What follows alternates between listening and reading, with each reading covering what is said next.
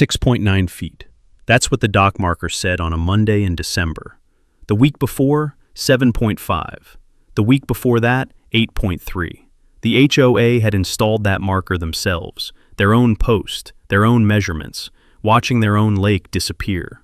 They'd spent $340,000 on a floating restaurant platform, commercial kitchen, 60 covers, string lights on the water.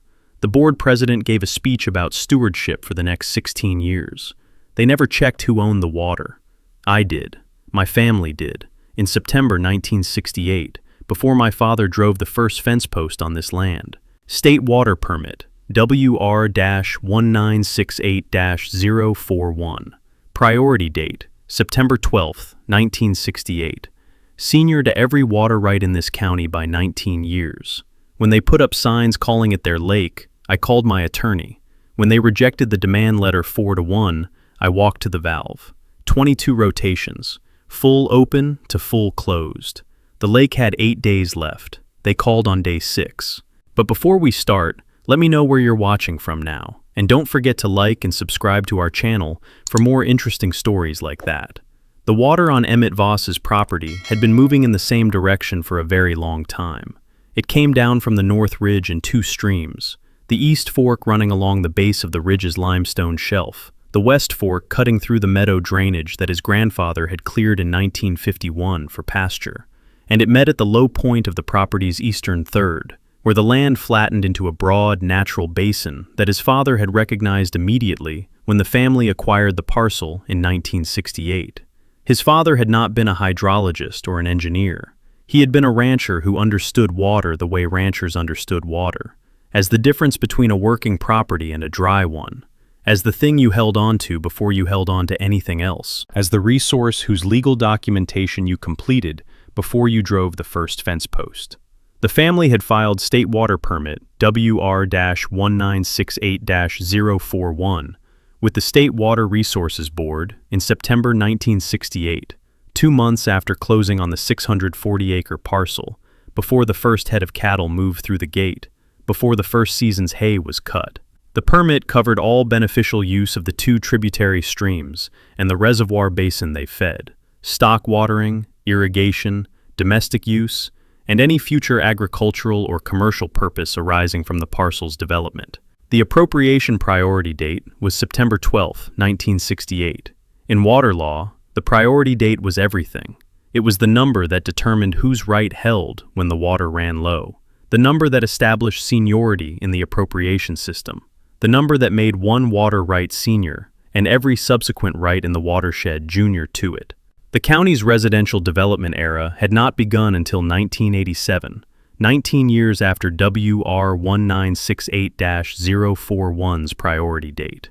Every water right established in connection with every residential development in the county was junior to Emmett's family permit by at least 19 years.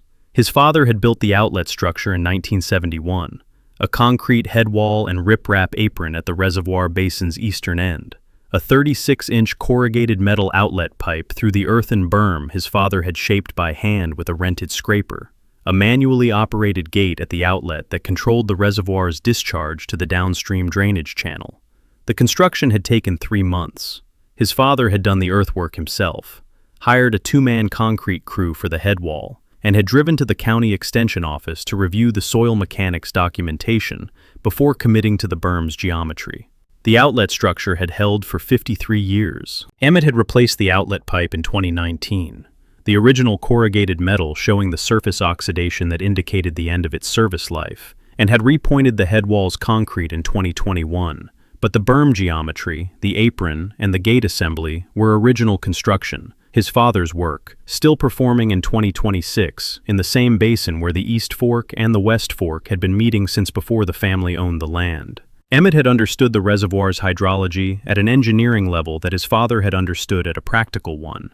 He had studied civil engineering at the State University, class of 1977, 4 years of hydraulics, hydrology, soil mechanics, and structural systems, and had spent the following 34 years as a water systems engineer for a regional civil engineering firm, whose practice covered municipal reservoir design, agricultural irrigation infrastructure, and watershed management.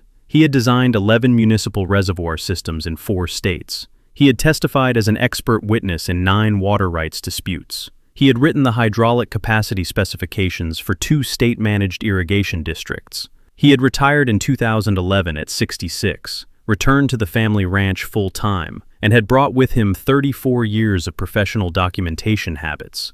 The field notebooks, the maintenance logs, the engineering calculation records, the permit filing indices, that he applied to the ranch's water infrastructure with the same systematic completeness he had applied to every professional project. The maintenance log for the ranch's water systems had been running continuously since 1978, the year Emmett had taken over the ranch's operational management from his father. It was a series of hardbound field notebooks, the current volume a replacement of the 12th, each entry dated, each entry covering the specific infrastructure component inspected or maintained, each entry recording the observation and the action in the same format. Date, structure, condition, work performed, materials used, next inspection date. 58 years of entries. The log recorded the reservoir's water surface elevation at every inspection, a staff gauge his father had installed on the outlet structure's downstream face in 1973, calibrated to mean sea level. The readings a continuous record of the reservoir's volumetric history through 50 years of wet years and dry years, through the 1988 drought that had dropped the surface elevation 14 feet, and the 2011 wet cycle that had held it within 6 inches of the spillway for 47 consecutive days. The reservoir's surface area at normal operating pool was 22 acres. At maximum pool, it reached 24.3 acres, the water spreading into the lower meadow margins, where the East Forks channel widened.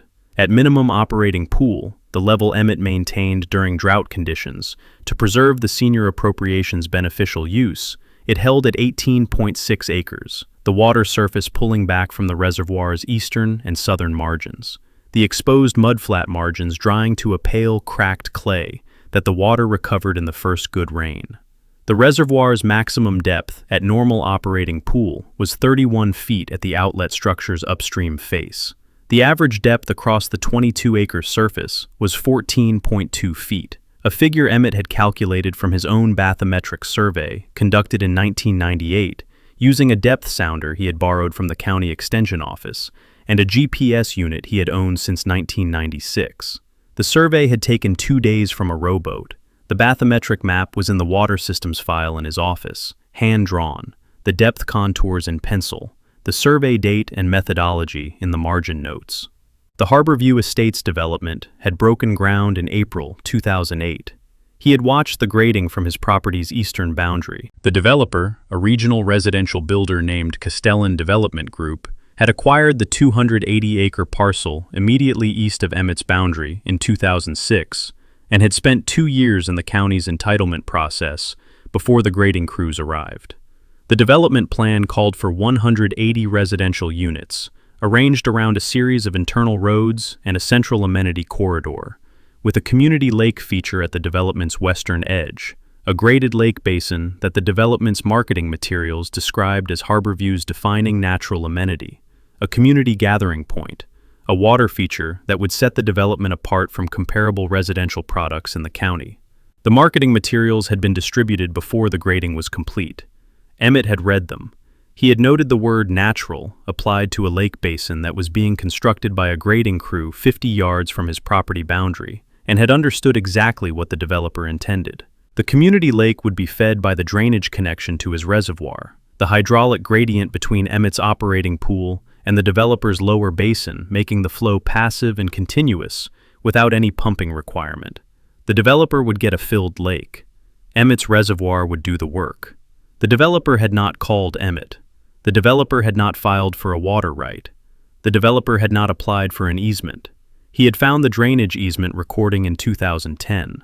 He had been conducting his annual title review, a practice he had started in 1985, after a neighboring property had recorded a boundary monument inconsistency that had taken 3 years to correct. When he had found the instrument in the county deed records, a drainage easement recorded on his parcel in November 2008, grant Castellan Development Group and its successors the right to maintain a 24-inch drainage pipe through the eastern boundary of Emmett's parcel. for the purpose of conveying water to the Harborview Estates community lake. The instrument had been signed by Castellan Development Group's title officer and recorded by the county recorder's office. It had not been signed by Emmett Voss. It had not been signed by any member of the Voss family. It had not been accompanied by a deed of easement executed by the parcel's record owner. The county recorder's office had accepted it for recording, a clerical function that did not include verification of the grantor's signature or authority, and it had sat in the deed records for 2 years before Emmett found it. He had called his attorney in 2010, a property and water law practitioner named Gerald Marsh, who had handled the family's ranch matters for 20 years. Gerald had reviewed the instrument and had given Emmett his assessment over the phone in 3 sentences. The easement was defectively recorded. It lacked the grantor's signature. It was unenforceable against Emmett as the record owner, and it could be voided by quiet title action at any time of Emmett's choosing. Then he had said, "You could file now, or you could wait. The pipe is already in. The water is already flowing. Filing now gets you a court order, but it also gets you a construction dispute with a developer who may have already conveyed the community lake to a homeowners association and may not be the right party to litigate against." Emmett had said, "I'll wait." Gerald had said, "Document everything from here forward." Emmett had said, "I always do." He had installed the inlet valve in March 2011. The pipe's inlet was on his side of the boundary, the 24-inch corrugated metal pipe entering his parcel through the eastern boundary berm, its inlet unprotected, the flow passing directly from his reservoir's lower basin into the pipe and east toward the community lake without any control mechanism. Emmett had installed a manually operated gate valve on the pipe's inlet, a 24-inch cast-iron sluice gate, the same specification he had used on municipal reservoir outlet structures throughout his career, rated for the hydraulic head generated by his reservoir's normal operating pool. The installation had taken a weekend. He had set the valve frame in a concrete collar around the pipe inlet, bolted the gate assembly to the frame, and had turned the hand wheel to confirm full open and full closed positions. He had recorded the installation in his maintenance log on March 14, 2011. 24-inch sluice gate valve installed on eastern boundary drainage pipe inlet. Valve position, open. Inlet pipe hydraulic capacity at normal pool head, approximately 180,000 gallons per day. Installation materials, cast iron gate valve, concrete collar, stainless hardware. Next inspection, 90 days. He had written the hydraulic capacity calculation in the margin of the entry, the pipe diameter, the head pressure, the flow coefficient, the calculated discharge rate in gallons per day, in the same format he had used for 34 years of professional engineering calculations. The valve had been open since March 2011. Emmett had inspected it at 90-day intervals, confirmed the gate's operation, and recorded each inspection in the maintenance log. In 13 years of inspections, the valve had never malfunctioned, the concrete collar had shown no movement, and the hydraulic capacity calculation had not changed. He had confirmed the actual flow rate once, in 2016, using a portable flow meter borrowed from his former employer during a visit, and had found the actual discharge at 174,000 gallons per day at normal pool, within 4% of his 2011 calculation. He had recorded the measured figure in the maintenance log beside the original calculation. Measured flow rate 2016, 174,000 gallons per day. Calculated 2011, 180,000 gallons per day. Variance 3.3%. Valve and pipe condition, good. He had watched Harborview Estates fill its community lake, maintain its shoreline, build its dock, plant its perimeter landscaping, and hold its summer events on the water for 14 years. He had watched from his property boundary, from the reservoir's outlet structure, from the meadow path that ran along the eastern berm. He had said nothing because nothing had yet required saying. The water moved east through the pipe because the valve was open, and because the hydraulic gradient moved it. His senior water permit covered the reservoir's beneficial use. The defective easement was in the county deed records where it had always been, unenforceable, waiting. Gerald Marsh had retired in 2017. Emmett had retained Clara Venn, a water rights and property attorney, 32 years of practice, whose name Gerald had given him before retiring, as the only attorney in the region he trusted to handle a senior water appropriation dispute when it came. He had briefed Clara in 2018. WR-1968-041, the defective easement, the valve, the maintenance log, the 14 years of documented water flow. She had reviewed the file and had said, "When you're ready, this is a clean case." He had said, "I'll know when I'm ready." The floating restaurant had opened on a Saturday evening in October. He had not been invited. He was not a Harborview Estates resident, not a member of the HOA, not on the community's mailing list.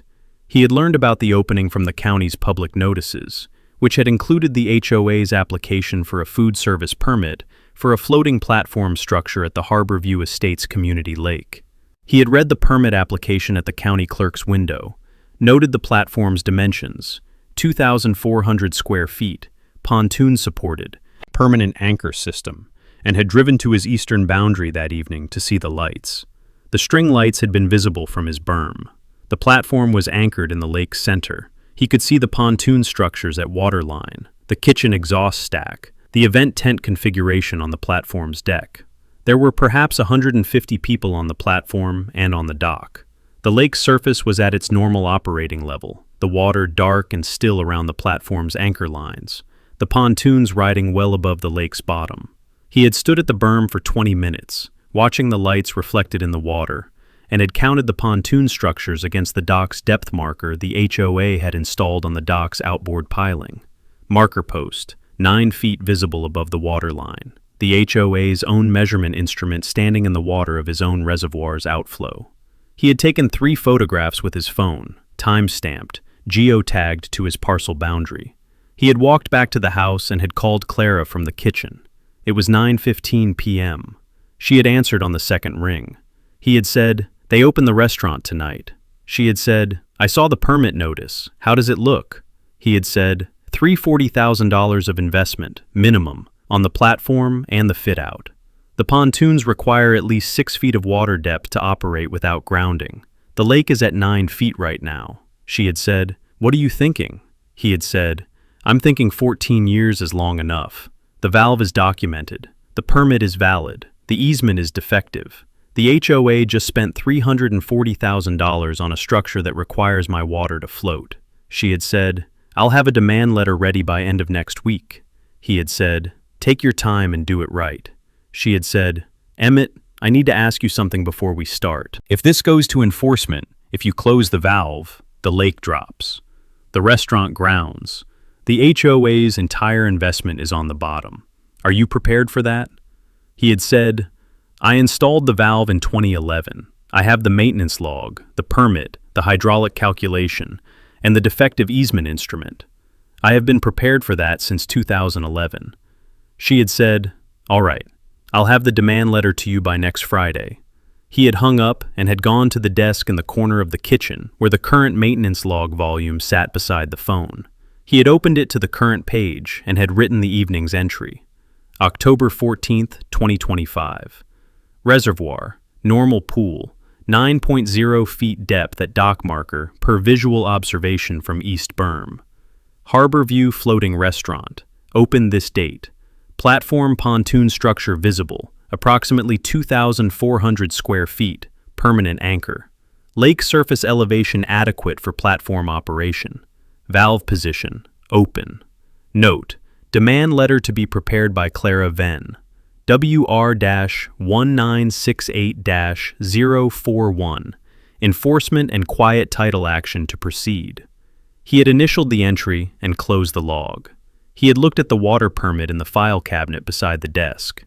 The original 1968 filing, the permit certificate in the state standard format, the appropriation priority date in the upper right corner where the state always put it, September 12th, 1968.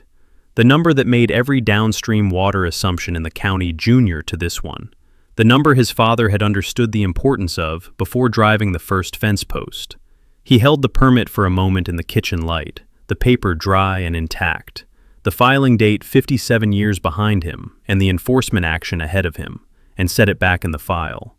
The water had been moving in the same direction for a very long time. It would keep moving until he decided it should stop. The platform had arrived on a flatbed in 3 sections on a Tuesday morning in late July. Emmett had been at his eastern berm when the truck pulled through the Harborview Estates construction gate.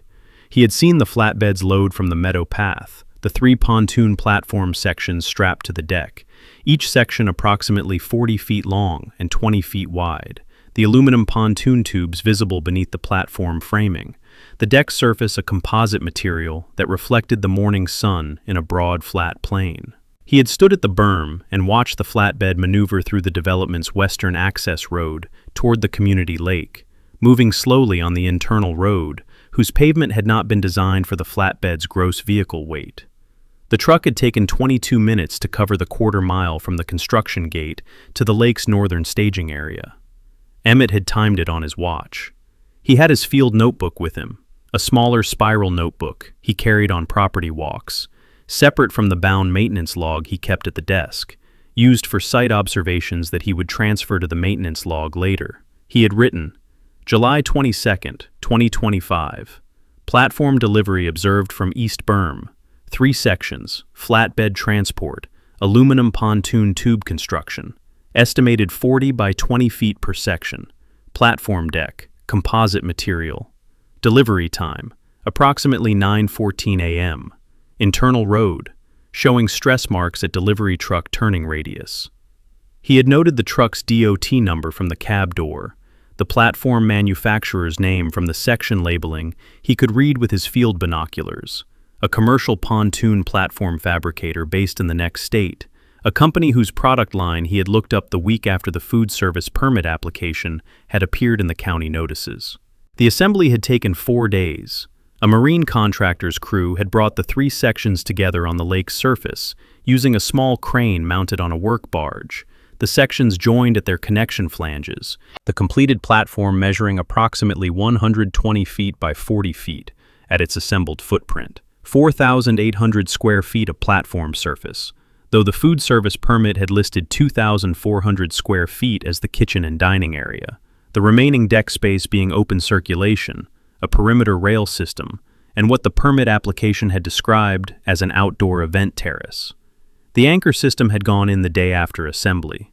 4 concrete deadweight anchors lowered to the lake bottom by the work barge, connected to the platform by stainless chain and nylon line, the anchor geometry placing the platform at the lake's geometric center with approximately 40 feet of water clearance on each side. Emmett had observed the anchor placement from the berm and had estimated the anchor positions against the lake's shoreline geometry, noting the approximate water depth at the anchor locations based on the chain scope he could see between the platform and the water surface. The kitchen installation had taken 3 weeks. A commercial kitchen contractor's crew, a refrigeration contractor, an electrical contractor running conduit from the lake's northern shore to the platform via an underwater cable run, a gas contractor installing a propane system with shoreside tank storage. Emmett had observed the contractor traffic from his berm at intervals, noting each trade's arrival and departure in his field notebook. He had not been close enough to observe the kitchen's interior, but the contractor vehicle's specializations were legible from their markings. The refrigeration contractor's truck, identifying the type of commercial equipment being installed. The electrical contractor's permit posting visible on the shoreside connection point from his binoculars. The propane tank installation at the northern shore visible clearly. He had cross-referenced the food service permit's kitchen specification, commercial range, hood suppression system, walk-in refrigeration, 3-compartment sink, against the contractor sequence he had observed and had confirmed the installation was proceeding as permitted. The HOA's community forum had been documenting the construction in real time. Emmett was not a member of the forum. It was a residents-only platform requiring a Harborview Estates unit owner registration. But the forum's progress posts had been appearing in the county's general social media environment, shared by residents to their personal accounts, visible to non-residents and non-members who followed those accounts. A neighbor of Emmett's, a rancher named Dale Pritchard, whose property sat north of Emmett's along the ridge, had been sharing the forum posts to his own account since the platform delivery, finding the construction interesting in the way that large-scale projects on adjacent properties were interesting to people who paid attention to the land. Dale had not known about Emmett's water permit or the valve. He had shared the posts because they were about a floating restaurant being built on a lake he could see from his own north meadow, and because he had found the construction impressive. Emmett had read the shared posts on his phone at the kitchen table in the evenings. The forum posts were Diane Hollis's work. Her voice was consistent across them, the language of institutional pride that came naturally to a person who had conceived the project, shepherded it through 2 years of board deliberation and financing arrangement, and was watching it become physical in real time. The first post had appeared the day the platform sections arrived. Today is the day. After 2 years of planning and 6 months of permitting, our floating lakeside restaurant platform has arrived at Harborview Lake. This is the moment your HOA board has been working toward, a signature amenity that will define this community for decades. Watch this space for daily updates. She had posted photographs of the 3 sections on the flatbed, the work barge positioning the first section, the crane lifting the connection hardware. The photographs were well composed, taken from the dock, the lake's surface and the platform's aluminum structure filling the frame. The subsequent posts had followed the construction week by week. The completed platform assembly photographed from the shoreline with the full 120-foot length visible. The kitchen contractor's arrival announced with a photograph of the commercial range being craned onto the platform deck. The electrical connection celebrated with a post noting that the platform was now powered and that the event lighting system had been tested for the first time. And it is beautiful, Harborview. The refrigeration system installation had merited a post describing the walk-in cooler's capacity in terms of the volume of event catering it could support. The propane system's commissioning had been noted, the exterior rail system's installation, the composite decking's finishing, the perimeter string light installation, the dining furniture delivery. Each phase had its post, its photographs, its caption in Diane's voice. The cumulative financial figure had appeared in the post announcing the dining furniture delivery in late September. Today, the dining sets arrived, 60 covers of commercial-grade outdoor furniture, the final piece of our $340,000 investment in this community's most ambitious amenity project. Every dollar of this came from the HOA's Capital Reserve Fund and the special assessment approved by 74% of residents in the March vote. You invested in this. In 3 weeks, you'll sit at these tables on the water and understand exactly what that investment bought. The post had included a photograph of the dining furniture arranged on the platform deck. 60 chairs, 15 four-top tables, the lake visible through the perimeter rail, the string lights overhead. Emmett had read the post at the kitchen table on a Tuesday evening. He had written the figure in his field notebook, $340,000, capital reserve and special assessment, 74% resident approval, and had underlined it once. Not because the figure surprised him. He had estimated the investment at between $300,000 and $380,000 based on the contractor sequence he had observed, and the platform fabricator's commercial pricing, which was publicly available on the manufacturer's website. The figure confirmed his estimate's accuracy. He had underlined it because it was the number that made the water rights question irreversible. $340,000 of community investment on a platform whose operation was entirely dependent on a water supply that had no legal instrument behind it, whose continued operation required Emmett's inlet valve to remain open, whose physical survival required the lake to maintain a minimum depth that only Emmett's senior water right could guarantee. At $340,000, the HOA had passed the point where the defective easement was an administrative inconvenience. At $340,000, it was a structural exposure, the kind that produced court judgments, not letters of apology. He had called Clara the next morning and had read her the figure. She had said, "That confirms the demand letter's framing. We're not asking them to correct a paperwork error. We're asking them to recognize that their primary amenity investment is sitting on water they don't have a legal right to use." He had said, "Correct." She had said, "I'll have the final demand letter to you by end of week." The opening event had been on a Saturday in mid-October, 3 weeks after the furniture delivery post. The HOA had promoted it as a community-wide event.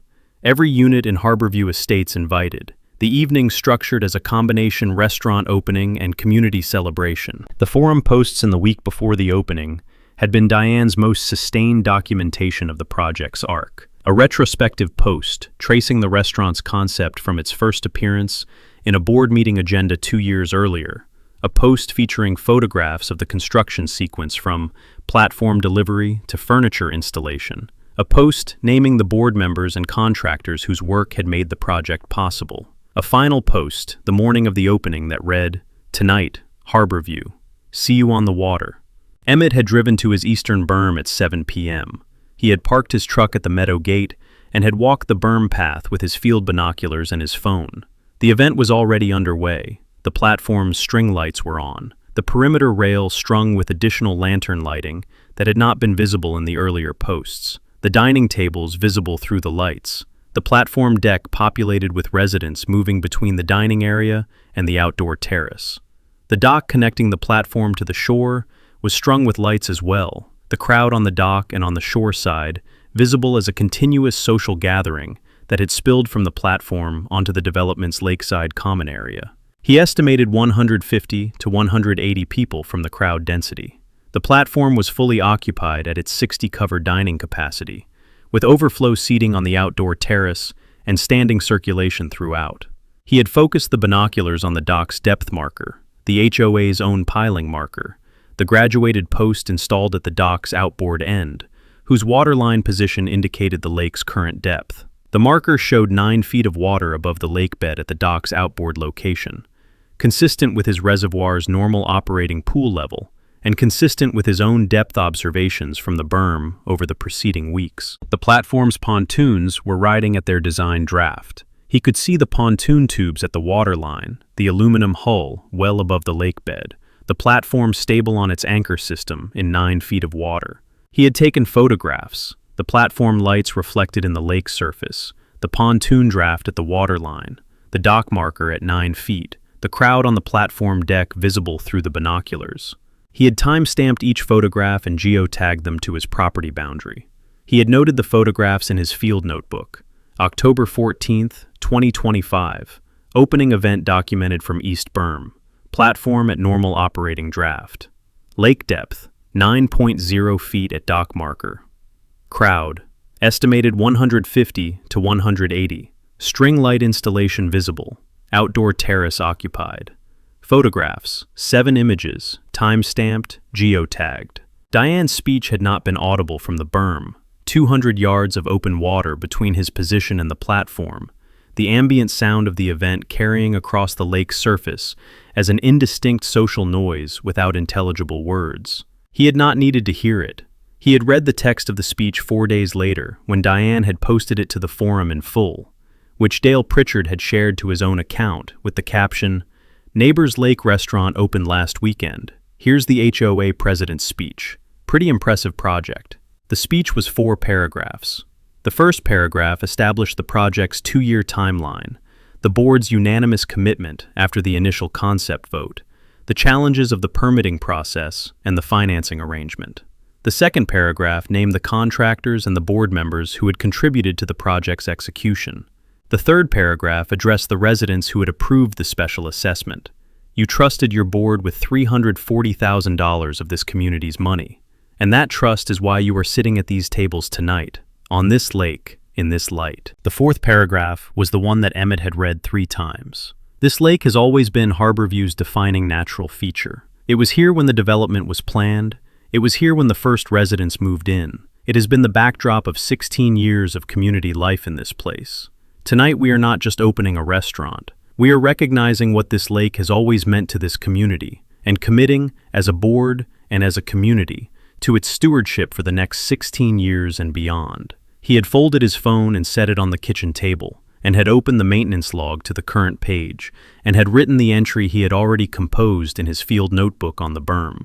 October 14th, 2025. Reservoir. Normal pool, 9.0 feet depth at dock marker per visual observation from East Berm. Harborview Floating Restaurant. Open this date. Then he had added what the speech required him to add. Note: HOA President's public statement claims stewardship of Community Lake for future 16 years. Lake water source: this reservoir, via eastern boundary drainage pipe, valve position open. No recorded water supply easement in county deed records. No water right held by HOA. WR-1968-041 Senior Appropriation Priority. September 12, 1968. Demand letter to be issued by Clara Venn. Enforcement action to follow if demand rejected. He had initialed the entry and closed the log. He had looked at the kitchen clock, 9:20 p.m. He had picked up his phone and called Clara. She had answered on the second ring. He had said, "I was at the berm tonight. The opening went well for them." He had described what he had seen: the crowd, the lights, the pontoon draft, the dock marker at 9 feet. She had said, "And the platform is performing as designed." He had said, "Completely. The lake is at normal pool. The pontoons are at designed draft. The anchor system is set." She had said, "Which means the dependency is fully established. The platform's operation requires the lake at operating depth, and the lake's operating depth requires your valve." He had said, "Correct." She had said, "I'll have the demand letter to you Monday morning." He had said, "Clara." The speech said they're committed to the lake's stewardship for the next 16 years. She had been quiet for a moment. Then she had said, "Then they'll want a recorded water supply easement." He had said, "They'll want one when they understand they don't have one." She had said, "That's what the demand letter is for." He had hung up and had gone to the kitchen window that faced east toward the berm, the lake's lights not visible from the house. The distance and the intervening meadow and berm absorbed them. But present, he knew, reflected in the water that was there because his valve was open, and his permit was valid, and his family had filed the appropriation in September 1968, before driving the first fence post. He had looked at the window for a moment. Then he had gone to bed. The demand letter would go out Monday. Whatever happened after that would happen in the order that water rights enforcement required: the demand, the response, the filing, the hearing, the judgment. He had been patient for 14 years. He could be patient for whatever the process required. The valve was open. The lake was at 9 feet. The restaurant was open on his water. For now. Clara Venn's office was on the 3rd floor of a building that had housed the county's oldest title abstract company, before the abstract company had been acquired and the building had been sold, and the offices retained the character of a place where property records had been taken seriously for a long time. Deep filing cabinets along the interior walls, a long wooden table in the conference room whose surface was worn smooth at the chair positions, bookshelves carrying the state's water code, annotated volumes in chronological order from 1987 forward, the current volume flagged with a dozen colored tabs. Clara had practiced water rights and property law for 32 years, not 22. She had corrected the number once when Emmett had cited it, mildly, without elaboration, and he had updated his understanding accordingly. She had been Gerald Marsh's recommendation because Gerald had referred to her as the only attorney in the region who read water permit instruments the way engineers read structural drawings, from the foundation up, not from the conclusion back. She had the full file on her conference table when Emmett arrived Monday morning. WR-1968-041 in the original permit certificate format, the State Water Board's filing index showing the appropriation chain, the beneficial use documentation his family had filed in 1968, and the supplemental beneficial use report Emmett had filed in 1994, updating the permit's recorded uses to include the expanded irrigation system he had installed that year. She had the county deed records for both parcels, Emmett's 640-acre parcel and the Harborview Estates development parcel, pulled from the county recorder's office that morning, the deed index printed and flagged at the drainage easement instrument. She had the drainage easement instrument itself, 2 pages, the legal description of the easement corridor, the pipe specification, the stated purpose, and the signature block. The signature block had 2 lines, one for the grantor, one for the notary. The grantor line was blank. The notary block was completed, notarizing the signature of Castellan Development Group's title officer on the grantee side of the instrument. The grantor's signature, Emmett Voss, record owner of the Burden parcel, was absent. Clara had set the instrument in the center of the table when Emmett sat down and had said, "This is the document. 2 pages. The grantor line is blank." A drainage easement is a conveyance. It transfers a property right from the grantor to the grantee. A conveyance requires the grantor's signature. Without the grantor's signature, this instrument conveys nothing. The county recorder accepted it for recording because the recorder's office performs a ministerial function. It records instruments that are presented in the proper format with the recording fee. It does not verify that the grantor has signed or that the grantor has the authority to grant. This instrument went into the deed records in November 2008 with a blank grantor line, and it has been sitting there ever since representing a property right that was never actually conveyed. Emmett had said, "I know. Gerald told me in 2010. Clara had said, I know Gerald told you. I want to walk through the full chain because the demand letter needs to be built on the complete record, not just the easement defect. The easement defect is the headline, but the water permit is the foundation, and the foundation needs to be in the letter in full because the HOA's counsel, whoever they retain, is going to look for the weakest point in our position, and the weakest point is not the easement. The weakest point is an argument that 14 years of continuous water use has established an implied easement or a prescriptive right that survives the defective recording. We need to foreclose that argument in the demand letter before it becomes their defense in the litigation. She had opened the water permit file and had walked him through the appropriation chain from the beginning. State Water Permit, WR-1968-041, had been filed under the state's prior appropriation doctrine, the legal framework governing water rights in the western states, under which the first person to put water to beneficial use acquires a senior right that is protected against all subsequent appropriators in times of shortage.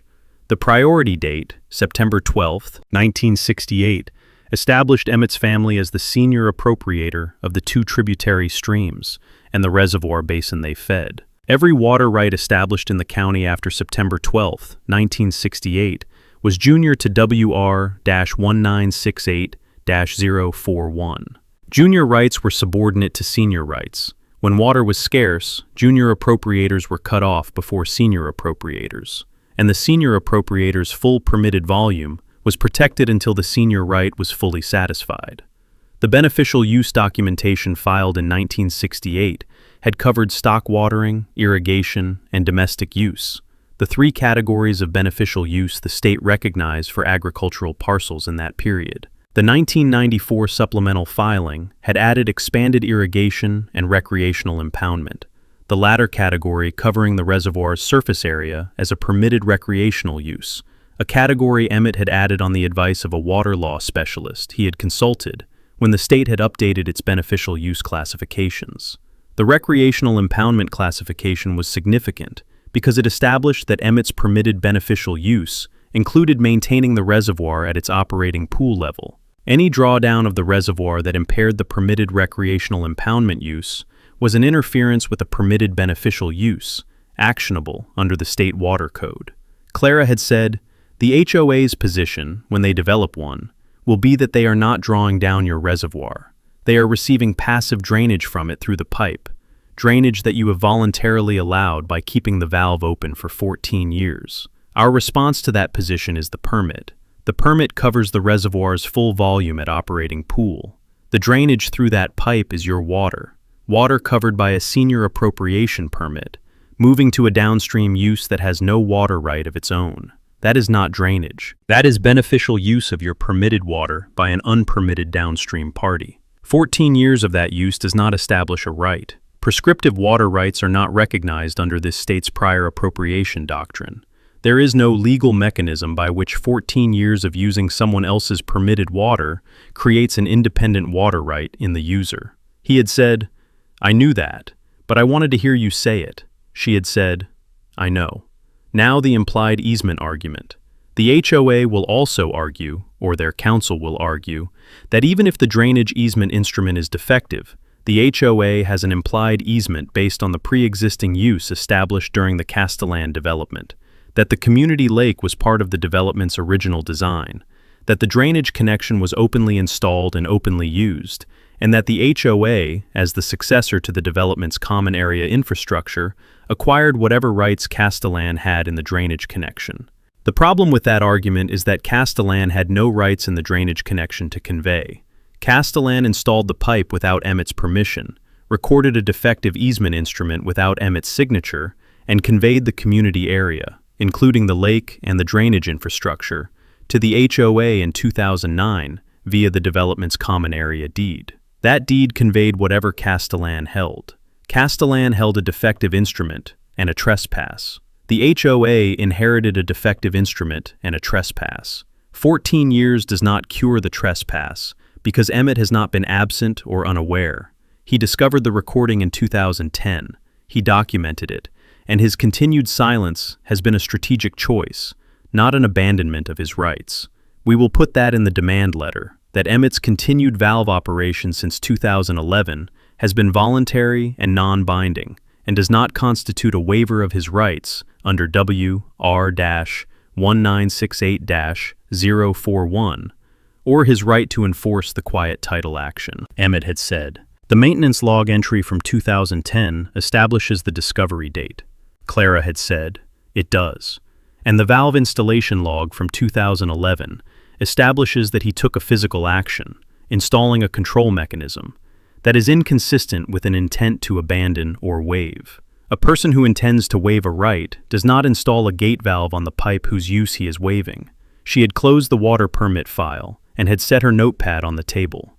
She had said, the demand letter will have 4 components. First, the water permit, WR-1968-041, the priority date, the beneficial use documentation, the statement of what the permit covers and what its seniority means. Second, the drainage easement instrument, the defective recording, the absent grantor's signature, the legal consequence, which is that no easement right was ever conveyed. Third, the unauthorized use. 14 years of the HOA's community lake operating on Emmett's permitted water without a water right, a recorded easement, or a water supply agreement, and the statement that this use has been voluntary and non-binding and does not constitute a waiver. Fourth, the demand. 2 items. A recorded water supply easement negotiated at fair market value, reflecting the 14 years of use and the nature of the right being conveyed, and compensation for the unauthorized beneficial use of Emmett's water right during the 14-year period. Timeline for response, 30 days. Consequence of non-response or rejection. Emmett closes the valve, and we file the water rights enforcement action and quiet title simultaneously. Emmett had said, what's the compensation figure for the 14 years? Clara had said, I've had a water rights economist on retainer for 2 years who specializes in agricultural and recreational water valuation.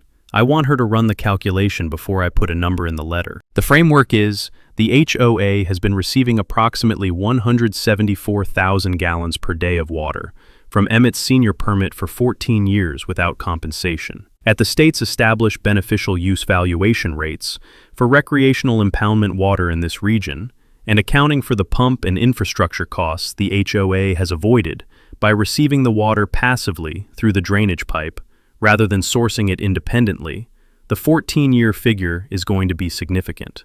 I want the economist number in the letter because a number derived from a credentialed methodology is harder to dismiss than a number I derive from the code.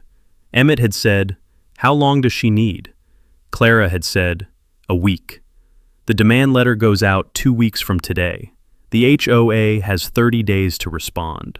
The demand letter had gone out on a Monday morning, delivered by certified mail to the HOA's registered agent address, and by email to the HOA's management company, whose contact information Clara had obtained from the county's HOA registration records. The letter was 11 pages, the 4 components Clara had outlined at the conference table, the water rights economist's 14-year compensation calculation in a 2-page appendix, the quiet title analysis in a separate appendix, citing the defective instrument's recording number and the specific statutory provisions under which the action would be filed. The economist's figure for the unauthorized beneficial use was $118,000. The 14-year value of 174,000 gallons per day of senior appropriation water at the regional recreational impoundment rate, net of the passive delivery discount that Clara had applied to reflect the reduced infrastructure burden. The demand letter requested $118,000 in compensation for the unauthorized use and a recorded water supply easement negotiated at fair market value within 30 days, or Emmett would close the inlet valve and file simultaneously in the water court and the county district court. Diane had received the letter on a Tuesday. Dale Pritchard had told Emmett this, not because Dale had seen the letter, but because Dale's wife worked at the county library and had mentioned to Dale that Diane Hollis had come into the library's public records terminal on Tuesday afternoon and had spent 90 minutes pulling parcel records and deed index entries, which was not the behavior of someone who had received a routine piece of HOA correspondence. Dale had called Emmett that evening and had said, "Something's going on with your neighbor's HOA." Emmett had said, "I know." Dale had said, "Anything I should know about?" Emmett had said, "Nothing that affects your property." Dale had said, "All right," and had rung off.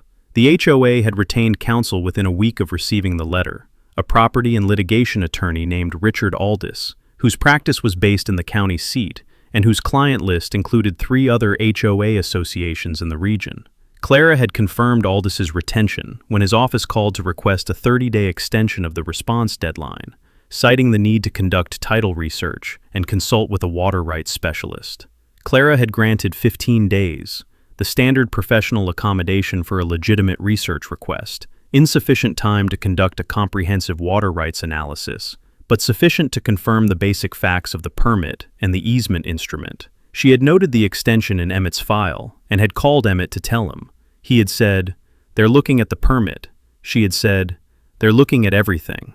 They pulled the deed index within 24 hours of receiving the letter.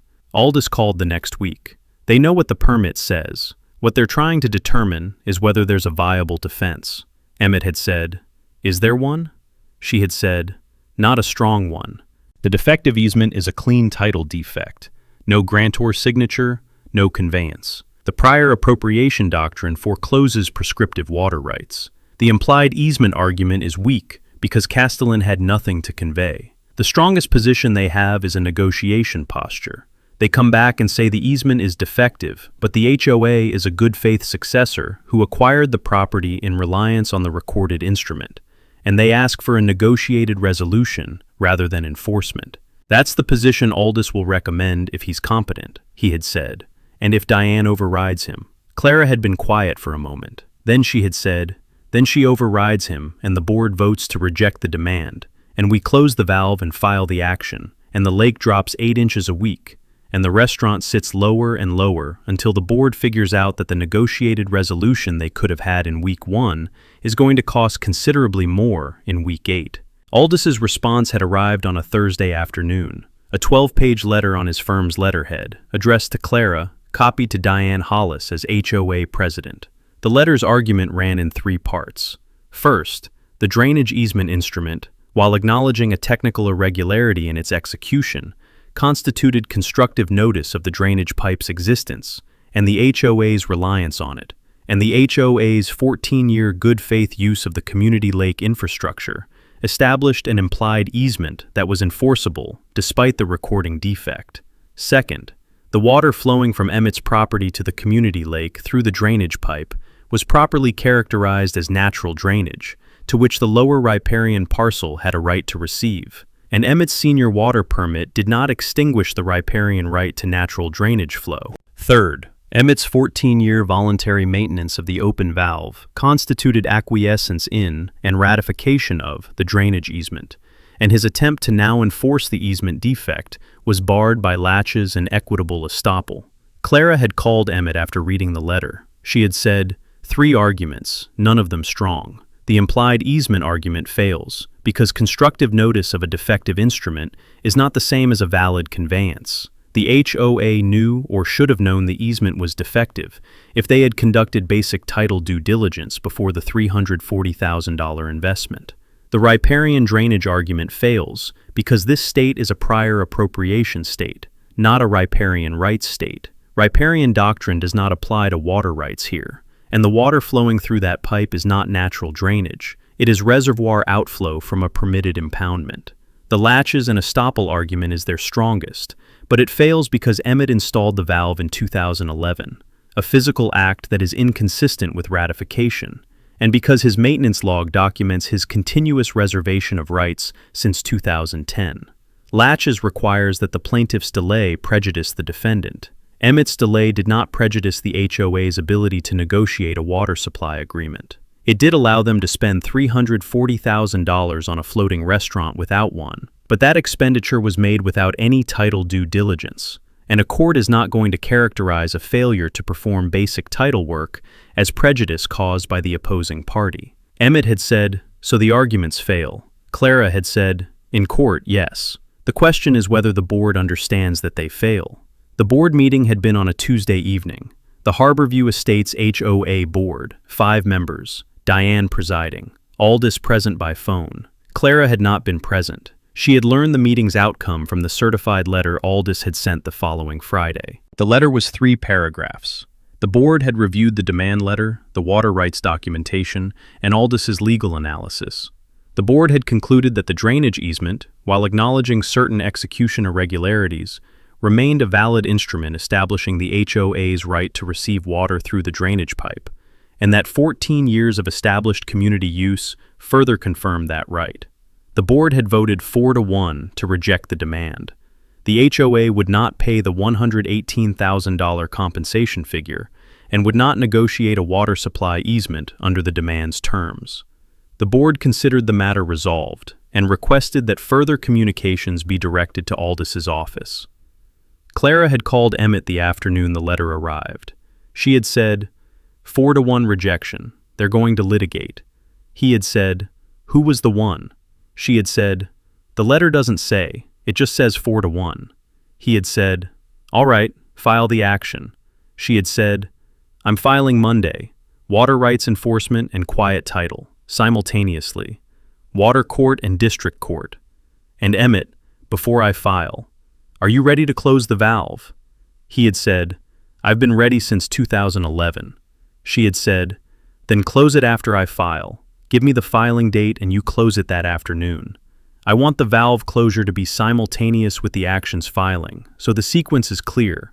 Demand rejected, action filed, valve closed in exercise of WR-1968-041 rights, in that order. He had said, Monday afternoon. She had said, Monday afternoon. He had hung up and had gone to his desk and had opened the maintenance log to the current page. He had written the entry for the day, the demand rejection, the 4-1 vote, the filing scheduled for Monday, the valve closure scheduled for Monday afternoon. He had initialed the entry and had looked at the date, a Friday in November, the days short now, the meadow dry in the late autumn light outside the window, the reservoir at normal pool where it had been since September. He had closed the log and set it on the desk. Monday afternoon. Clara filed at 8:50 a.m. on Monday. Emmett knew the exact time because she had texted him from the courthouse. Filed. Water court and district court simultaneous. Cause numbers to follow this afternoon. You're clear. He had been at his kitchen table with his coffee and his phone. The maintenance log open to the current page. The valve closure entry already written in pencil pending the confirmation. Date, time pending, valve position to be recorded, reservoir level from the morning staff gauge reading at 9.2 feet, community lake depth at closure, estimated 9.1 feet based on his most recent berm observation 4 days prior. He had read the text, set the phone on the table, and had picked up his pen and written the time in the entry. 8:50 a.m. Action filed per Clara Venn. Water rights enforcement and quiet title. Water court and district court simultaneous. He had driven to the valve at noon. The valve was at the eastern boundary berm, a 12-minute walk from the house on the meadow path, a 4-minute drive on the ranch track that ran along the berm's southern face.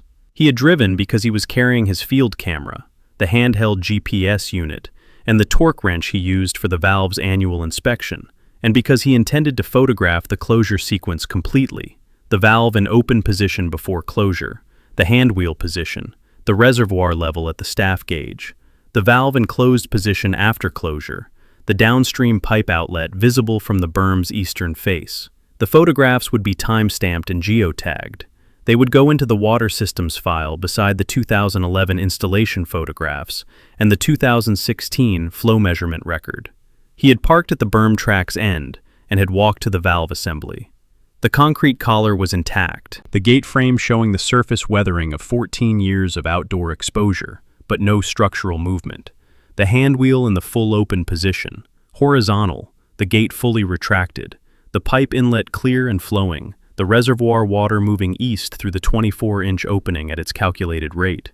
He had taken the first photograph, the valve in full open position, the hand wheel horizontal, the reservoir surface visible in the background, the GPS unit in the frame showing the coordinate reading. He had noted the reservoir's staff gauge, 9.2 feet, consistent with the morning reading, the operating pool stable. He had set the torque wrench on the hand wheel and had begun turning. The sluice gate valve closed by clockwise rotation of the hand wheel. each full rotation advancing the gate approximately 3/8 of an inch into the pipe opening. The gate's cast iron face moving across the pipe's flow cross-section in the same mechanical sequence it had moved through at every annual inspection for 14 years. Smooth in its guides, the gate packing intact. No leakage past the seals that he had replaced in 2019 as part of the outlet structure maintenance cycle. It took 22 full rotations to bring the gate from full open to full closed. He had counted them at every inspection. The count a verification of the gate's travel and the mechanical condition of the handwheel assembly.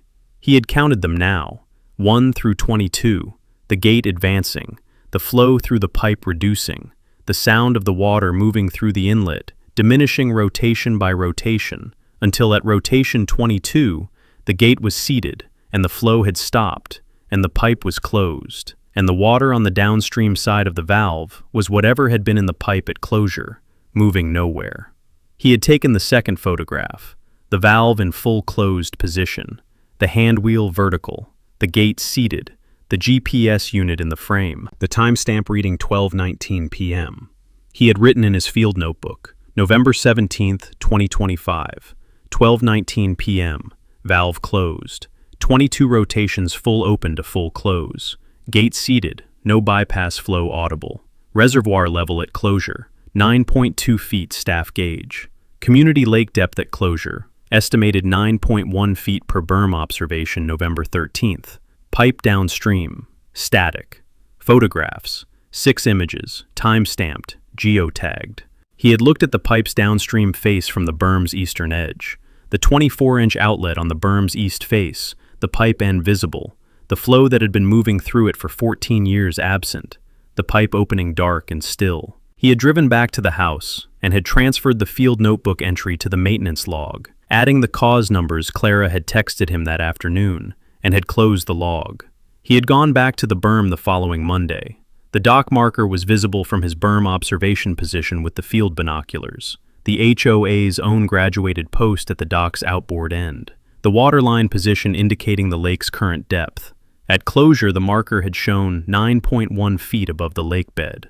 1 week after closure, the marker showed 8.3 feet, 8 inches of drop in 7 days, consistent with his evaporation and seepage estimate of 8 inches per week at the lake's surface area and the substrate's permeability characteristics, which he had estimated from the county's soil survey data in 2011 when he had first calculated the drawdown timeline. He had photographed the dock marker from the berm, the marker post, the water line, the platform visible in the background at its anchor position, the pontoons riding at their normal draft, the lake's surface still and unrevealing of the 8 inches it had already lost. He had noted the reading in his field notebook and had transferred it to the maintenance log that evening.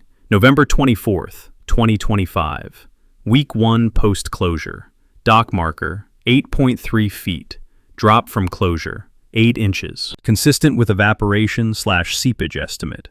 Platform draft, normal, no visible change. Photographs, 4 images. The second Monday, the marker was at 7.5 feet, 16 inches of total drop from closure. He had photographed the marker from the berm and had looked at the platform through the binoculars with the specific attention of an engineer who had calculated the pontoon draft against the lake depth from the beginning. The pontoons were still well above the lake bed, the platform riding at what appeared to the casual observer as its normal operating position.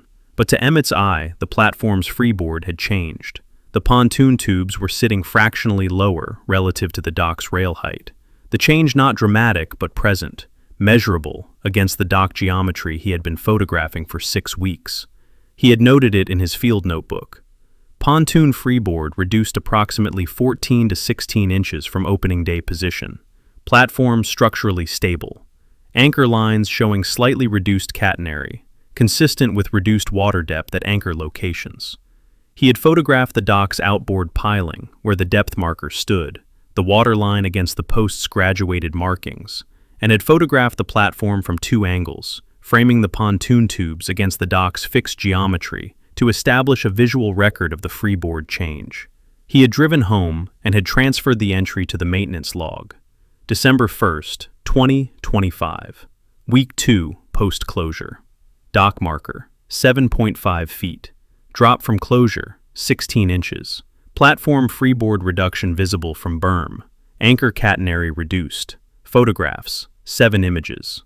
The HOA's community forum had noticed before the third Monday. Dale Pritchard had called Emmett on a Thursday in the second week. Dale's wife had mentioned that the forum posts, which Dale had been following on shared social accounts, had shifted from restaurant event announcements to lake condition observations. Several residents had posted photographs from the lakeside common area showing the waterline's recession, the shoreline grass dry at its margins, the dock's outboard section sitting lower relative to the shore connection, the platform's anchor lines at a shallower angle. One post had included a photograph of the dock marker, 7.6 feet, the post's graduated markings clearly visible, the resident's caption reading, "Is the lake lower than normal? This marker has never been this low in 16 years here. Anyone know what's going on?" Diane had responded to the post. "The board is aware of the water level and is investigating.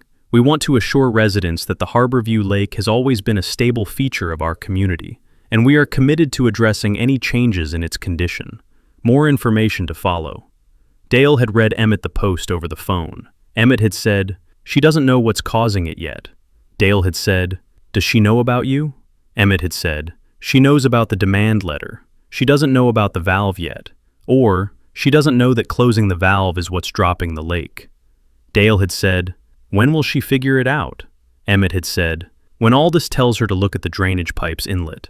The third Monday, the marker was at 6.9 feet, 26 inches of total drop from closure. The platform's pontoons were visibly lower, not dramatically, not to a casual observer on the shore, but clearly to the binoculars from the berm, the pontoon tubes sitting measurably closer to the lake surface than they had at opening day, the freeboard reduced by the full 26 inches of water the lake had lost. The platform was still floating, still anchored, still operational. The restaurant had continued to operate through the 3 weeks of drawdown, the reduced lake depth not yet affecting the pontoon draft's safety margin. The minimum operational depth was 6 feet. The current depth at the dock marker's location was 6.9 feet. One additional week of drawdown at 8 inches per week would put the dock marker at 6.1 feet. 2 additional weeks would put it at 5.3, below the pontoon's minimum draft, the platform grounding on the lake bed, the restaurant's operation ending. He had photographed the marker and the platform and the anchor lines, and had driven home and had written the maintenance log entry, December 8, 2025. Week 3 post-closure. Dock marker, 6.9 feet. Drop from closure, 26 inches. Platform pontoon freeboard, reduced 26 inches from opening day baseline. Minimum operational depth, 6 feet. Current margin above minimum, 0.9 feet. 1 week to minimum operational threshold at current drawdown rate, and had set the log on the desk. His phone had rung at 4:17 p.m. The number was not in his contacts. He had answered. A woman's voice, controlled. The specific kind that came from someone who was managing an emotion while speaking. "I'm trying to reach Emmett Voss. This is Diane Hollis. I'm the president of the Harborview Estates, HOA. I believe you're my neighbor to the west," he had said. "I know who you are, Ms. Hollis." She had said, "Mr. Voss, our community lake has been dropping for 3 weeks. The dock marker is showing nearly 2 feet of loss. Residents are alarmed. The restaurant's operation is being affected, and I need to understand what's happening. I want to ask you directly, did you do something to our lake?" He had said, "I closed my valve on my water." She had been quiet for a moment. Then, "What valve? What water?" He had said, "There's a 24-inch drainage pipe in the eastern boundary berm between my property and yours. The pipe connects my reservoir to your community lake. For 14 years, I've had a gate valve on that pipe's inlet. The valve has been open since I installed it in 2011, which is why your lake has been at 9 feet for 14 years. 3 weeks ago, I closed the valve. Your lake is finding its natural equilibrium without my reservoir's water supply." She had said, "You can't do that. That pipe is under a recorded easement. You don't have the right to cut off our water." He had said, "Ms. Hollis, the recorded instrument you're referring to was filed in November 2008 without my signature. A conveyance without the grantor's signature conveys nothing. There is no valid easement. There is no recorded water supply agreement. There is no water right held by Harborview Estates, HOA. The water in your lake comes from my reservoir, under my senior water permit, state water permit, WR-1968-041, priority date September 12, 1968. I close my valve on my water. I have a valid legal basis for that closure, and a court action in progress that will confirm it. She had said, a court action. You filed a lawsuit. He had said, a water rights enforcement action and a quiet title action. My attorney filed them 3 weeks ago, the morning before I closed the valve. You should have been served through Aldis's office. She had said, and the control in her voice had shifted, the managed quality giving way to something that was not quite anger and not quite fear, but was the specific register of a person who had built something and was watching it become something else. Mr. Voss, we spent $340,000 on that restaurant. The platform is floating on that lake.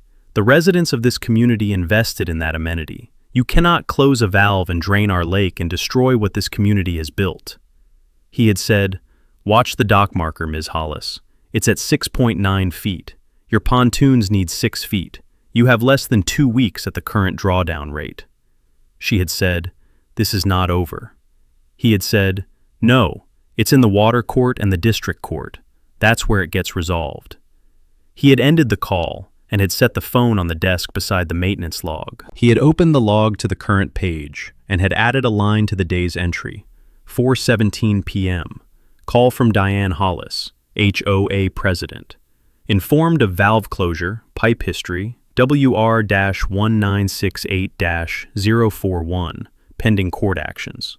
Her response, claims easement valid, demands valve opening. Advised to watch dock marker and pursue resolution through courts. Call duration, approximately 6 minutes. He had initialed the entry. He had looked at the window facing east. The meadow was dry in the December light, the berm visible at the meadow's far edge. The valve on the other side of the berm in its closed position, the gate seated, the pipe static, the lake on the far side of the boundary, finding the level it would find without his water. 1 week to the minimum operational threshold, 2 weeks to the bottom of the pontoon draft. The restaurant's future, measured now in feet and inches, on a post that the HOA had installed themselves. Their own measurement instrument recording the consequence of a defective easement and a $340,000 investment built on water that had never been legally theirs to use. He had closed the log. The valve was closed. The lake was dropping. The court actions were filed. He had 1 week before the margin ran out. Diane had filed the emergency complaint on a Wednesday. Clara had called Emmett that afternoon to tell him. The State Water Resources Board's complaint intake office had notified her as the attorney of record in the pending water court action. The standard procedural notice that ran between the board and the courts when a complaint touched a matter already in litigation. The complaint had been filed under the board's emergency provisions, the section of the State Water Code allowing an aggrieved party to request expedited board review when an ongoing water rights violation was causing imminent harm. Diane had filed it herself, without Aldis, using the board's public complaint form available on the state agency's website. Clara had obtained a copy through the board's public records process within 2 hours of the notification and had called Emmett that evening. She had read him the operative paragraph. Diane was claiming that Emmett's valve closure constituted unlawful interference with an established water use, that the recorded drainage easement confirmed the HOA's right to receive water through the pipe, and that the floating restaurant platform serving 180 households was at risk of grounding within days. She was requesting emergency board action, compelling Emmett to reopen the valve and restore the lake to its pre-closure level, pending resolution of the court proceedings. Clara had said, she filed this herself. Aldis didn't draft it. The language isn't his. She went to the state agency's website and used the public form. Emmett had said, what does the board do with it? She had said, they assign an investigator. The investigator pulls the permit records first, before the site visit, before anything else. Once they pull WR-1968-041 and read the priority date, the complaint's legal theory collapses. The board's jurisdiction is water rights. Emmett's water right is senior to everything in the county by 19 years. the complaint is going to come back dismissed. The question is what the investigator notes along the way. The board had assigned the complaint to Roy Sutter, a senior field investigator with the State Water Resources Board's Western District Office, 21 years with the agency. Clara had confirmed his assignment through the board's case management portal the day after the complaint was filed. Sutter's protocol for emergency complaints was 3 steps: pull the permit records, conduct a site inspection, issue a preliminary finding within 15 days. The emergency designation compressed the timeline. He had the permit records pulled within 48 hours. He had called Emmett on a Friday morning. Direct, professional, no preamble. His name, his agency, the complaint number, his request for a site inspection the following Tuesday at 9 a.m. at the eastern boundary berm. Emmett had said, "I'll meet you at the ranch gate at 8:50 and walk you in." He had called Clara immediately after.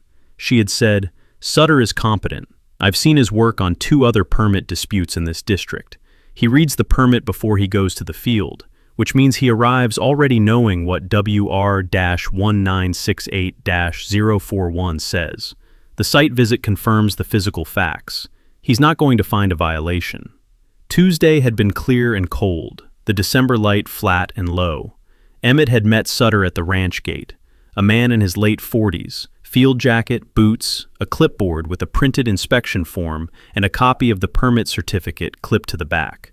They had shaken hands, and Emmett had driven him to the berm on the ranch track.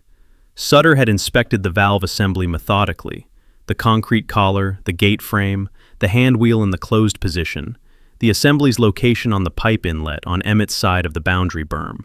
He had measured the horizontal distance from the valve to the property boundary markers. Emmett had set fresh flagging on the boundary pins that morning, and had recorded the figure on his inspection form. 11 feet west of the property boundary, on Emmett's parcel, outside the easement corridor the drainage easement instrument described. He had looked at the pipe's downstream outlet from the berm's eastern edge, the 24-inch opening on the berm's east face, static, no flow, the pipe closed at the inlet 11 feet to the west. He had photographed both pipe faces, the valve assembly, the boundary markers, and the staff gauge at the reservoir's outlet structure. 9.4 feet, normal operating pool, the reservoir fully intact. He had said, "Your reservoir is at normal pool. The closure hasn't affected your storage level." Emmett had said, "The valve stops the outflow to the drainage pipe. The reservoir's inflow from the 2 tributaries continues. Normal pool is maintained. The only use affected by the closure is the unauthorized downstream use by the HOA's community lake, which holds no water right under this permit or any other." Sutter had written on his form without looking up. They had walked back to the ranch track, and Sutter had asked 3 questions from his form: the valve installation date, the documentation source, and whether Emmett had given any written or verbal authorization for the HOA's water use during the 14-year period. Emmett had answered, March 14, 2011, the maintenance log entry of that date, and no written authorization, no verbal authorization, no instrument of any kind. Sutter had said, "I reviewed the parcel's deed index as part of my pre-inspection research. I want to ask you about the drainage easement instrument recorded in November 2008. Are you the grantor on that instrument?" Emmett had said, "I am not. The grantor line is blank. I did not sign the instrument and did not authorize its recording." Sutter had written on his form, then, "That's a title matter, outside the board's jurisdiction, but I'm going to note it in my finding and refer it to the State Title Records Office. A defective instrument in the deed records is something the title office should see," he had said before getting in his agency vehicle. "Based on what I've seen today and what the permit record shows, I don't anticipate a finding that supports the complaint's characterization of your valve closure as unlawful interference. WR-1968-041 is a valid senior appropriation. The valve is on your property at the pipe inlet.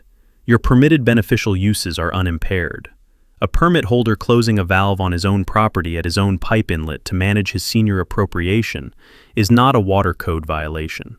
He had stated it the way a 21-year investigator stated a preliminary conclusion, not as reassurance, but as the factual summary of what the records and the site showed before the formal finding was written.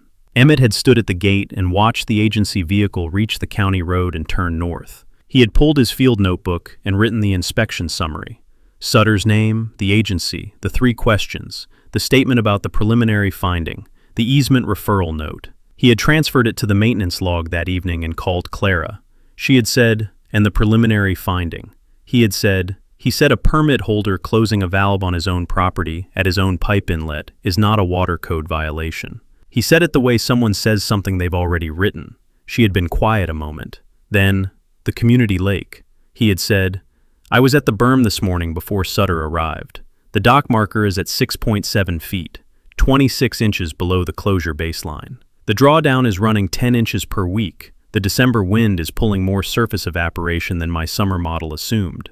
She had said, so the platform is closer to minimum draft than your original timeline. He had said, minimum operational depth is 6 feet. Current depth is 6.7. At 10 inches per week, the marker hits 6 feet in approximately 8 days. Clara had said, the board's finding comes out in 10 days. Diane is going to get the dismissal before the lake hits minimum draft. The 4 board members who voted to reject the demand are going to be looking at a state investigator's name on a dismissal order while the dock marker sits at 6 feet. The preliminary finding had arrived 12 days later, 4 pages on the State Water Resources Board's letterhead, signed by Sutter and countersigned by the district supervisor. The conclusion was in the first paragraph. Complaint number WRB-2025-1847 is dismissed. Review of State Water Permit WR-1968-041 confirms a valid senior appropriation with priority date September 12, 1968, held by Emmett G. Voss, the record owner of the subject parcel. Site inspection confirms that the gate valve referenced in the complaint is located on the permit holder's parcel at the inlet of the drainage pipe, within the permit holder's property boundary, and under the permit holder's exclusive operational control. The permit holder's closure of the gate valve constitutes management of a permitted water resource within the scope of WR-1968-041 and does not constitute unlawful interference with any identified water right. No violation of the state water code is found. The second page carried the easement referral. Incidental to this investigation, the board's records division identified instrument number 2008-DR-4471 in the county deed records, purporting to establish a drainage easement on the permit holder's parcel.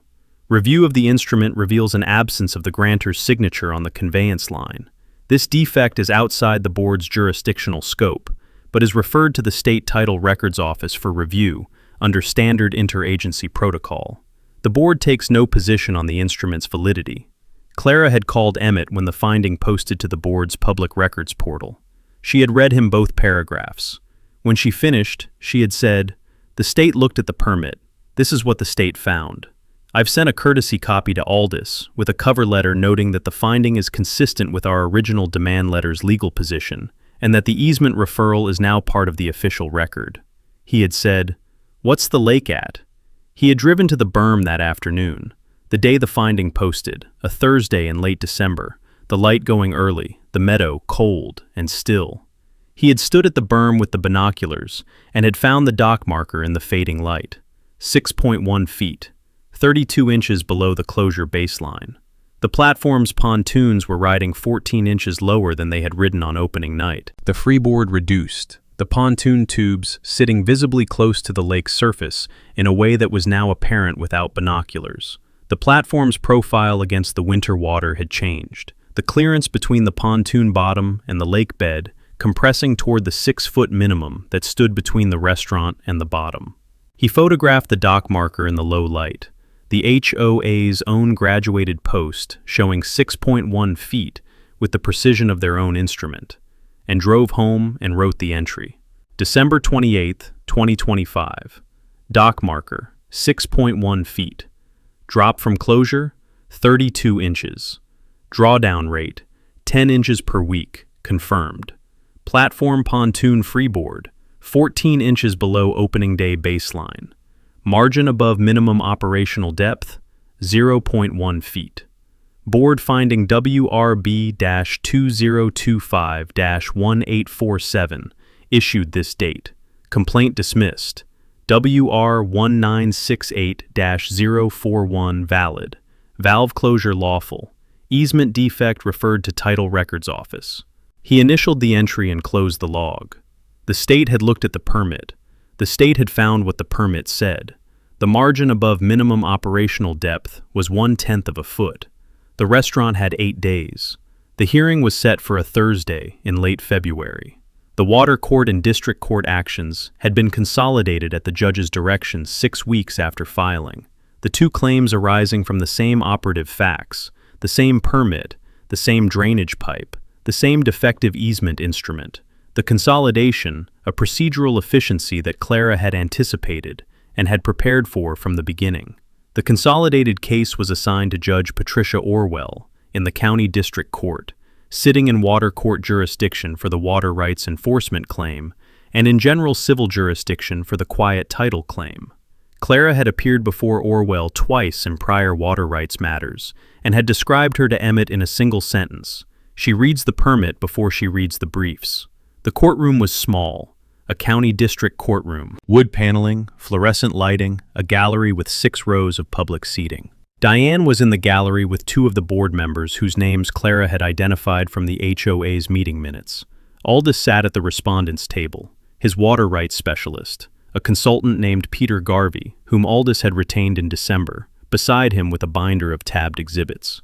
Clara sat at the petitioner's table with Emmett to her left, the maintenance log on the table in front of him, the water permit in the exhibit binder beside it. Judge Orwell had read the briefs. It was apparent from her first question, directed to Clara before the formal presentations began. She had asked about the 1994 Supplemental Beneficial Use filing, the document that had added recreational impoundment to WR 1968-041's covered uses, and whether the impoundment classification had been in continuous good standing since the filing date. Clara had said, "Yes, Your Honor," uninterrupted. The state's triennial permit review confirms it at every cycle, the most recent review completed in 2024. Orwell had written a note and had said, "Proceed." Clara had presented in the order she had outlined at the conference table 4 months earlier, moving through the record with the economy of an attorney who had built the case from a single founding document and had never needed to reach beyond it. She had opened with the permit. WR-1968-041, the certificate, the priority date, the beneficial use categories, the appropriation chain. She had placed the permit certificate on the document projector and had walked through each field, the permit holder's name matching the parcel owner in the current deed records, the priority date of September 12, 1968, the beneficial use documentation covering stock watering, irrigation, domestic use, and recreational impoundment, the permit's current active status confirmed by the State Water Board's most recent triennial review. She had said, "This permit is the foundation of every fact in this case. The water in the Harborview Estates community lake comes from the reservoir covered by this permit. It has come from that reservoir for 14 years. The permit holder is the man sitting at this table. The priority date is 19 years before the first residential development permit was issued in this county." She had moved to the drainage easement instrument. She had placed instrument number 2008-DR-4471 on the projector. The 2-page document, the legal description, the pipe specification, the signature block. She had directed the judge's attention to the grantor line. Blank. She had said, "A drainage easement is a conveyance. A conveyance requires the grantor's signature. The grantor is the record owner of the burdened parcel. Emmett Voss. His name is printed on the grantor line. His signature is absent." The county recorder accepted this instrument for recording in November 2008 because the recorder performs a ministerial function. It records instruments presented in proper form with the recording fee. It does not verify the grantor's authority or signature. This instrument has been in the county deed records for 17 years, conveying a property right that was never actually granted. The HOA acquired its common area parcel from Castellan Development Group in 2009 via a deed that conveyed whatever Castellan held in the drainage infrastructure. Castellan held a defective instrument and a trespass. The HOA inherited both. She had moved to the maintenance log. She had placed the relevant entries on the projector in sequence: the 2010 discovery entry, the 2011 valve installation entry with the hydraulic calculation in Emmett's hand, the quarterly inspection entries through 2025, the closure entry of November 17, 2025. She had said, "Mr. Voss discovered the defective easement recording in 2010. He did not immediately file a quiet title action. He installed a gate valve on the pipe inlet in March 2011, a physical act that is documented in this log with the installation date, the valve specifications, and the hydraulic capacity calculation. A person who intends to abandon or waive a property right does not install a gate valve on the pipe whose use he is waiving." The maintenance log documents continuous, uninterrupted reservation of rights from 2010 through the valve closure in November 2025. 14 years of open valve operation is not ratification. It is not waiver. It is a documented, strategic, voluntary choice by a senior appropriator who understood his rights and waited until the downstream party's investment made the water rights question impossible to defer. She had placed the food service permit application on the projector last, the $340,000 figure from the HOA's own forum post, the platform's dimensions, the pontoon draft specification. She had said, "The HOA spent $340,000 on a floating restaurant platform, whose operation requires a minimum lake depth of 6 feet. The lake depth is provided entirely by Mr. Voss's reservoir, through a pipe whose inlet valve Mr. Voss controls. The HOA made this investment without conducting title due diligence on the drainage pipe's legal basis, without confirming the existence of a valid water supply easement, and without obtaining a water right of its own.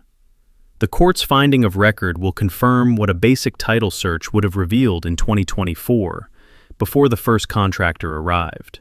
The HOA had no legal right to the water its restaurant required to float." Aldis had presented for 40 minutes. His argument ran the 3 tracks Clara had anticipated in November: the implied easement arising from 14 years of established use, the riparian drainage characterization of the pipe's flow, and the latches and estoppel argument based on Emmett's 14-year silence. Garvey had testified briefly on the implied easement theory, citing 2 out-of-state cases in which long-term water use had been found to establish an implied supply right. Clara had cross-examined on both cases. Neither involved a prior appropriation state. Neither involved a senior permit holder who had installed a documented control mechanism during the use period, and neither had been followed by courts in this state's water jurisdiction. Judge Orwell had asked one question during Aldis's presentation. She had waited until he had completed the implied easement argument, had looked at her notes, and had said, "Mr. Aldis, does the Harborview Estates HOA hold any recorded water right for the community lake? Any water right of any kind, in any category, recorded with the State Water Resources Board or any other authority?" Aldis had said, "Your Honor, the HOA's position is that the drainage easement instrument, read in conjunction with the established use period, constitutes a functional equivalent of a water supply right that," Orwell had said, "I asked whether the HOA holds a recorded water right, yes or no." Aldis had said, "No, Your Honor." Orwell had written a note. She had said, "Thank you, continue." He had continued, but the latches and estoppel argument that followed had the quality of advocacy proceeding after its conclusion had already been reached by its audience. Clara had rebutted in 12 minutes.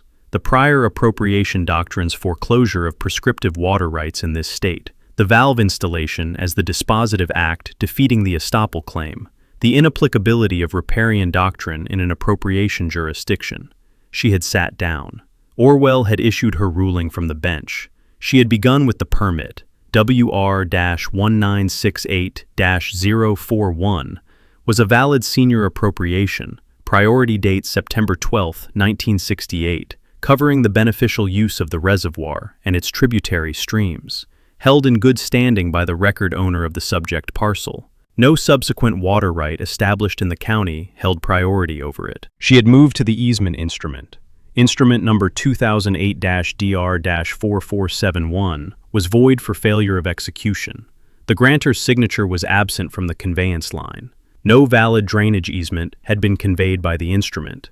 The HOA held no easement right in the drainage pipe or the water flowing through it.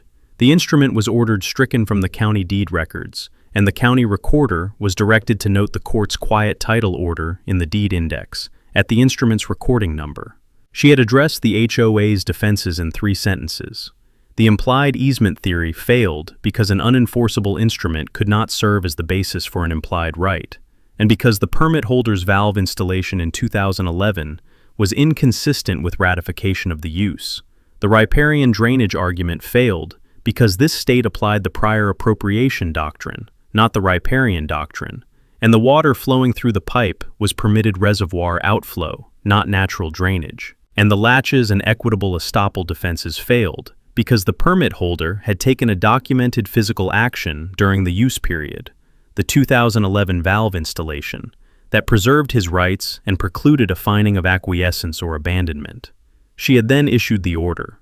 The HOA was directed to negotiate a recorded water supply easement with Emmett Voss within 90 days of the order's date, the easement to be recorded in the county deed records, and to reflect fair compensation for the 14-year unauthorized use period and the ongoing supply right.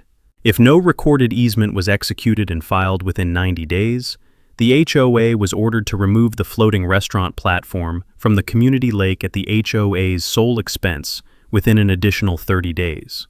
The valve's closure was confirmed as a lawful exercise of WR 1968-041 rights. No order compelling Emmett to reopen the valve was issued.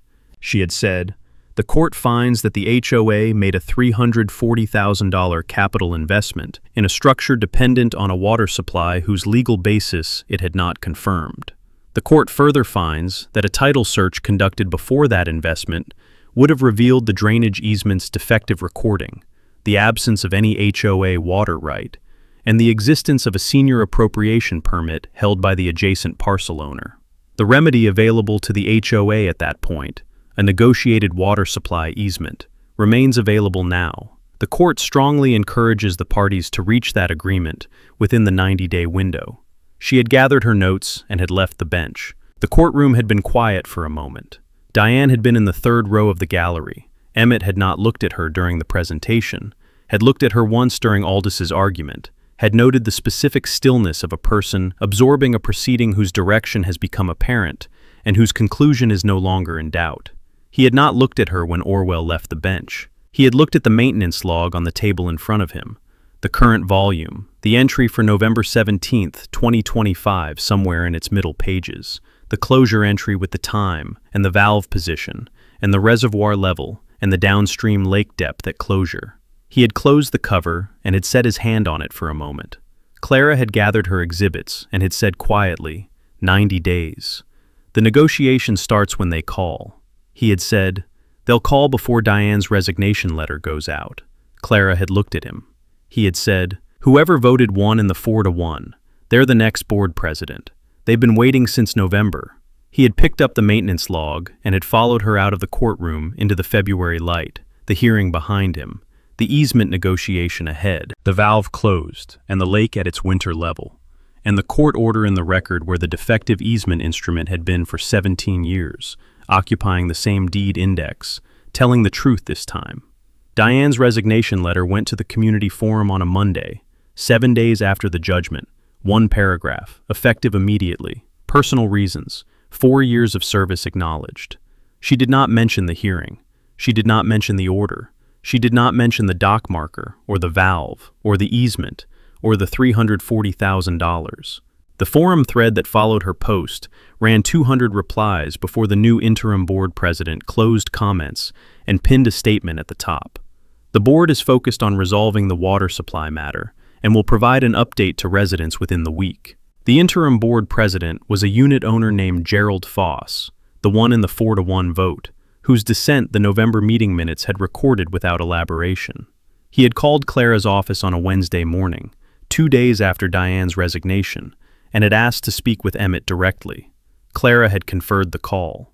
He had said, "Mr. Voss, I want to resolve this correctly and quickly. What does a negotiated easement look like from your side?" Emmett had said, fair compensation for 14 years of unauthorized beneficial use of a senior water right, and a recorded easement instrument that correctly documents the supply right going forward. The instrument that should have been in the county deed records in 2008. Gerald had said, the $118,000 figure from the original demand letter. Emmett had said, the court's order confirmed the unauthorized use period and the permit's validity. The figure is the figure. Gerald had said, I'll bring it to the board this week. The board had voted 3 days later, 4-0, 1 abstention. The abstention recorded without explanation. The HOA authorized the easement negotiation at the demand letter's compensation figure and directed Gerald to execute the recorded instrument within the court's 90-day window. Clara and the HOA's new property counsel, Aldous had not been retained for the negotiation, had drafted the easement instrument in 2 weeks, a permanent recorded water supply easement appurtenant to the Harborview Estates common area parcel, granting non-exclusive rights to water supply from Emmett's reservoir through the eastern boundary drainage pipe, the compensation figure reflecting the 14-year unauthorized use and the ongoing supply right, a recorded maintenance agreement attached covering the pipe's ongoing upkeep on a cost-shared basis. The HOA had wired the compensation to Clara's trust account on the instrument's execution date. Clara had dispersed it to Emmett the same afternoon. The easement had recorded in the county deed records 3 days later, the instrument appearing in both parcel records, Emmett's and the HOA's. The supply right finally documented in the county deed records 18 years after the drainage pipe had been installed, and 17 years after a defective instrument had failed to document it. Emmett had opened the valve the morning after the easement recorded. He had driven to the berm at first light, the March air cold and still, the meadow showing the first pale green of the early grass at the berm's base, the reservoir at its winter pool behind him, the 2 tributary streams running at their spring volume. He had walked to the valve assembly and had set the torque wrench on the hand wheel and had turned it counterclockwise. 22 rotations, full close to full open, the gate retracting from the pipe inlet in the same mechanical sequence it had advanced through on November 17th, the flow returning to the pipe as the gate cleared the inlet, the sound of the water moving through the 24-inch opening returning after 112 days of silence, the reservoir water finding the pipe and the pipe finding its grade, and the water moving east through the boundary berm toward the community lake the way it had moved for 14 years. Now with a recorded instrument in the county deed records saying what it always should have said. He had taken 1 photograph, the valve in full open position, the hand wheel horizontal, the reservoir surface visible in the background. He had written the field notebook entry and had driven home and had transferred it to the maintenance log at the kitchen desk. March 19, 2026, valve opened, 22 rotations full close to full open, gate clear, flow restored. Reservoir level, 9.1 feet. Easement number 2026-WS-0041, recorded March 18, 2026, in county deed records, both parcel indices. Compensation paid and dispersed. Maintenance agreement recorded concurrent with easement. He had looked at the entry for a moment. Then he had written the final line. Easement recorded. Valve open. Water rights confirmed. Matter recorded. He had initialed it and closed the log. The lake had returned to its operating level in 3 weeks, the reservoir's daily outflow refilling the community lake's lost volume at 174,000 gallons per day. The dock marker climbing back through its graduated markings in the reverse of the sequence Emmett had photographed through December and January. The pontoons rising with the water, the platform returning to its opening day draft in the 3rd week of April. The restaurant had reopened on a Saturday, string lights on the lake again, residents at the 60-covered dining tables on the platform, the dock lit, the lake at 9 feet on the HOA's own marker post. Emmett had walked to the reservoir's outlet structure the morning after the easement recorded, the morning before he opened the valve. The last morning, the water moved east without a recorded instrument behind it. He had stood at the outlet structure his father had built in 1971 and had looked at the reservoir. 22 acres of still water in the early March light, the 2 tributary streams audible at the confluence in the eastern basin, the East Fork and the West Fork, meeting where they had always met, the water surface holding at 9 feet on the staff gauge his father had calibrated to mean sea level in 1973. His family had held this water since 1968. His father had understood before driving the first fence post that the water was the thing you documented before you documented anything else. The senior appropriation had predated every residential development in the county. It had outlasted the developer who had installed a pipe without permission, the defective easement that had sat in the deed records for 17 years conveying nothing, the $340,000 restaurant that had been built on water, whose legal basis had never been established, the emergency complaint that a state investigator had dismissed in 12 days, the 4-to-1 board vote that had made the court action necessary. The water had been moving in the same direction for a very long time. He went inside.